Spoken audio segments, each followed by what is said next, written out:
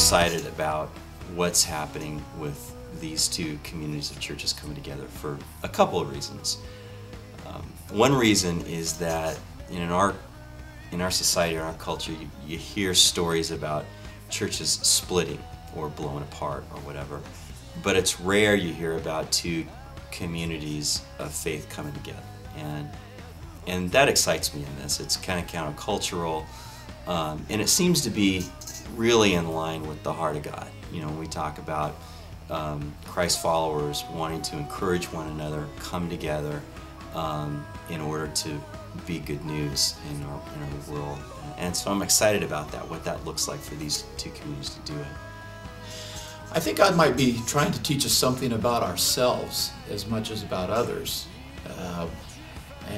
And again, you know, if people are supposed to know us by our love, this will give us a real opportunity to show us ourselves if we in fact can just love one another. And that's just, I can't think of a better way to illustrate that than two churches coming together. Well, I'm really excited about Canyon Hills and Rock Hills joining together. I think it'll be great. And one of the reasons I'm excited about it is because I know some people from Rock Hills, and our family's known them for a few years, and I think, oh, this will be fun to get to spend time with them and get to know them a little bit better. What I've seen so far of the people of Canyon Hills has been very encouraging, very welcoming, very warm, and I'm just really looking forward to working with them. With the exception, I might say, of that Lori Yackley. She's really tough. The other thing that I find really compelling about coming together, these two communities coming together, is that there actually is a lot of uncertainty. And in a way, I find that compelling because you look back in the Bible and you see many stories about how God calls a person or a group of people out of one land or out of one experience and into another. It's this journey, and there's often uncertainty involved. In fact, often you don't even really know. You might know your next step, but you really don't know the step beyond that. And that's a lot what this feels like. I mean, we're diving into this, and there's a lot of uncertainty about where we're headed and how we're going to get there. A lot like the story that we were kind of stepping into with Terra Nova. And this really feels that same way, because in that uncertainty, it really means we need to rely on God in this.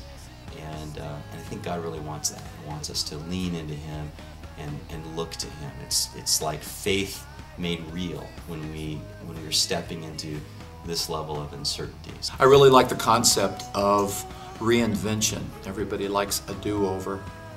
And I see this as a real opportunity to reinvent ourselves. We've heard that phrase used before, and I think God's going to truly bless us under the leadership of Pastor John and Pastor Lyle, and I'm looking forward to seeing that lived out in both communities.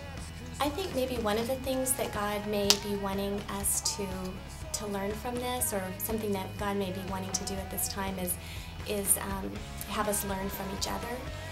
I think there are probably going to be times in the weeks to come that we may hear something that sounds unusual or something that we don't agree with, and I think that'll be a good opportunity for us to stop and say, what does God want me to learn from this? And to have an attitude of learning from each other. I think God wants us to engage each other, encourage each other, and I think also to really pray for each other, because this is a unique opportunity that we have, and a lot of people are going to be looking and to see how two groups of people following God can do this.